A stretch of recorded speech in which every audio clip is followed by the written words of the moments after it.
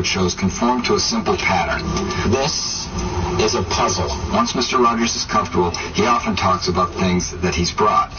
And each week of programs deals with some topic or theme, like the environment, kindness, or going to school. Welcome to bus number 17. Being there for half a day was enough for Queen Sarah. And the neighborhood shows have a leisurely pace, not a lot of fast cutting. When Fred walks from his living room to the kitchen, he sometimes stops at the aquarium to feed the fish or to talk to them. All of you are fish, yet each one of you is different. Then there's Mr. McFeely, the speedy delivery man, who often comes to visit. He brings packages and other surprises. Mr. McFeely, you have a goat. I do. Occasionally, Fred goes to visit other folks and places in the neighborhood. And there's a music shop run by Joe Nabry. Joe's a jazz guitarist who's been a neighbor since the earliest days of the program. Lots of people love the neighborhood's short documentary segments, too, when kids get to see how various everyday things are made. Many of these segments are on videotapes that Mr. McFeely brings to show Fred on a sort of TV called Picture-Picture. Occasionally, Mr. Rogers himself goes to a factory, like here, and everybody learns about pretzels. And the fingers will pick it up and twist it into a pretzel. I've never seen anything like that. Doesn't matter how fancy. To end every day, Mr. Rogers changes back into his more formal clothes and heads out the door. We'll be back next time. Bye. Fred Rogers made all these programs in Pittsburgh, in the studios at WQED. His own company, Family Communications Incorporated, is located there too and includes many of the people who helped Fred put together all the productions. In the neighborhood, Fred Rogers himself wrote the scripts and the songs and the lyrics. The jazz pianist Johnny Costa was the neighborhood's first musical director, and he helped establish the style, arranged the songs, and improvised much of the score for the series. And that can have a fermata. It's the only time in the whole song that we use them. It's intriguing, isn't it? Actually, Mr. Rogers' neighborhood is filled with music. Sometimes Fred's songs tackle unusual topics like the fear of going down the bathtub drain, or celebrating how each person's body is special. We're in southwestern Pennsylvania, the small town of Latrobe. It's also the home of Arnold Palmer and Rolling Rock beer. Well, of course, it's the garden spot of the world, as Lady Elaine Fairchild would say. It's a good small town. Fred was born on March 20th, 1928. His parents were James and Nancy Rogers. They lived in a big red brick house near the top of Welton Street.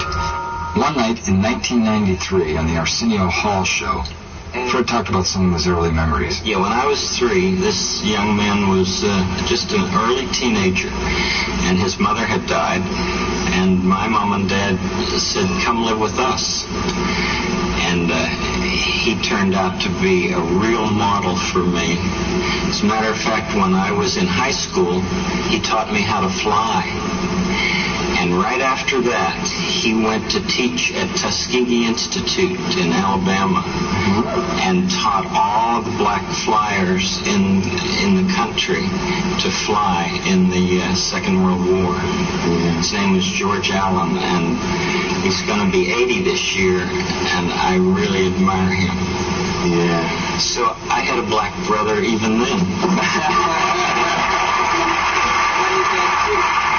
When Fred was 11, he became a big brother when his parents adopted a baby girl named Elaine. And it's not unusual in the program for Mr. Rogers to share memories of his own childhood. When I come out here, sometimes I think about a time when I was very little. You know, I wasn't allowed to go out of the house by myself when I was very little. My parents were afraid that somebody might take me away and they wouldn't see me again. So they always said, Freddie, when you want to go outside, always tell somebody, and somebody can go with you. One of the most important somebodies in Fred's childhood was his grandfather.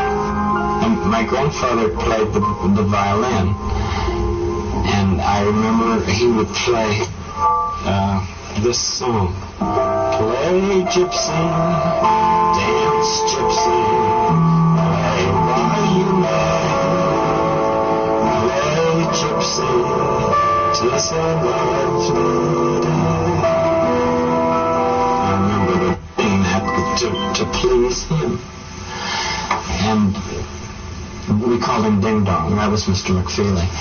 And you know we've named Mr. McFeely for my grandfather McFeely. And I was named for him. His name was Fred Brooks McFeely.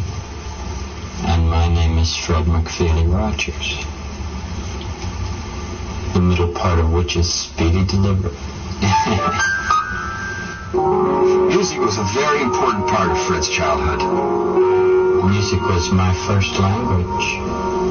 I was at times scared to use words. I didn't want to be a bad boy. I didn't want to show people that I was angry, or rather tell them. But I could show it through the way I would play on the piano. I could literally laugh or cry or be very angry through the ends of my fingers. And for an only child, I think that was very safe and comfortable. So it was, this was my friend. Fred's proud parents took lots of pictures and home movies of their boy. And Mr. Rogers has used these keepsakes to remind his neighbors that all grown-ups were children once too. As a boy, Fred traveled a lot, suffered from many allergies. He was chubby for a while, and he began his lifelong fascination with puppets. He always kept a ventriloquist dummy that he got as a boy. Well, it was like this. I went to a camp one time because there was a ventriloquist there, and I was interested in that kind of stuff. I mean, I was interested in puppets, all my young life. A little girl named him. His original name was Elmer. Yeah, but she didn't like me. No. And I said, well, what would you like him to be called? And she said, Hisher Boop Trunk. Sounds silly, doesn't it? Well, I know some people who are really good ventriloquists. Well, you're not. No, I'm not, Hisher. Fred went to Latrobe High School. He started college at Dartmouth in New Hampshire, but then transferred to Rollins College in Florida, where he earned a degree in music composition in 1951. He planned to go on to the seminary, but along the way, he happened to see some television.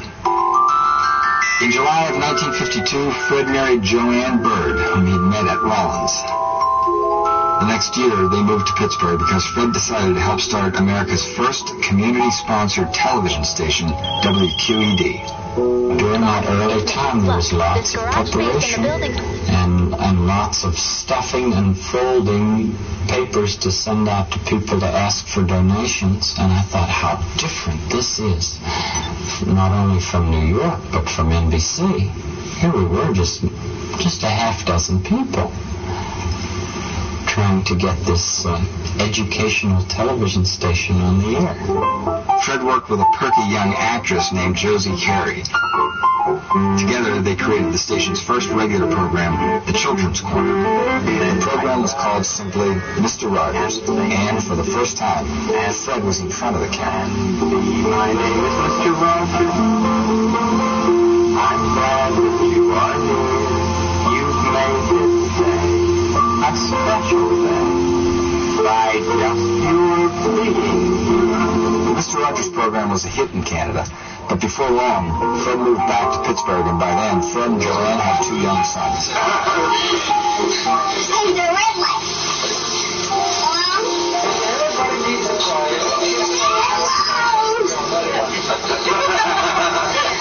Hello? Is this Edgar? Or is this Johnny? From time to time, his boys visited the studio. Also by this time, after years of part-time study, Fred had been ordained a Presbyterian minister with a very special charge. He was to work with children and families through the mass media. It was a mission that he would take very seriously. Once the cat is dressed, we can proceed. By 1967, Fred was producing a new series of programs he called Mr. Rogers' Neighborhood. It really doesn't matter because they're not going to see it. Just cut in on that side. Yes. We're ready to go. Okay.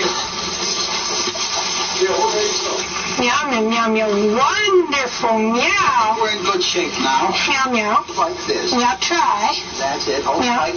And I'll take it from you like this. So, we'll get ready for the festival. Meow, meow. Exciting, meow, meow. See you, meow, meow festival. See you later. Meow, meow, meow.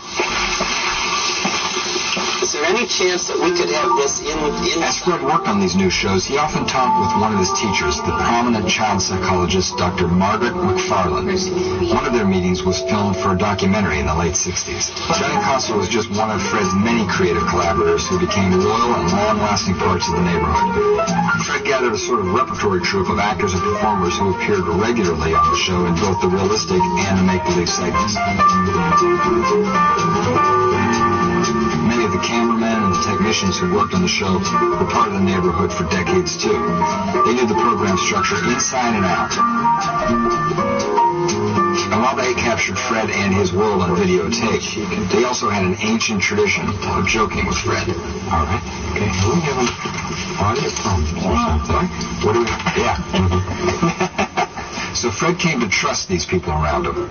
The folks who helped him end every program with this song while they changed his shoes and got ready to go out the door again. Wake up, ready to fail. I think I'll make a snappy new day. It's such a good...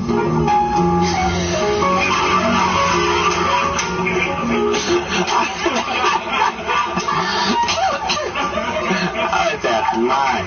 Whose are these? They're Jimmy. Oh, Jim, do you have mine on? Oh, well, I used to work with Jimmy and Nick and all those guys in the studio, and there was always somebody trying to make Fred laugh, usually Nick. Remember, Fred had been a floor manager at NBC, and he knew how important a good crew could be. Rogers became such an American institution that he was asked to donate a sweater to the Smithsonian.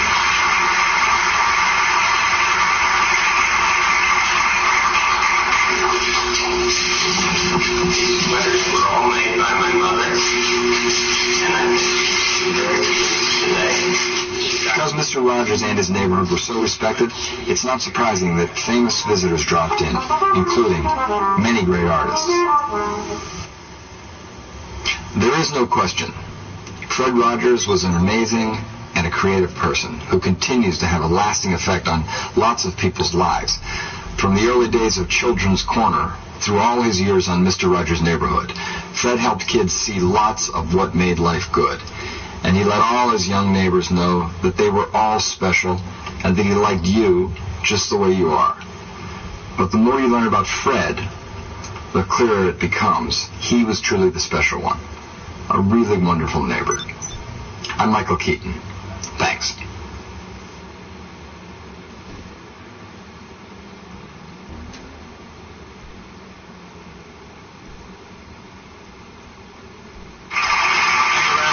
Close to 20 years, millions of television viewers have been visiting Mr. Rogers' Neighborhood. His calm, cool, and flappable demeanor is now legendary.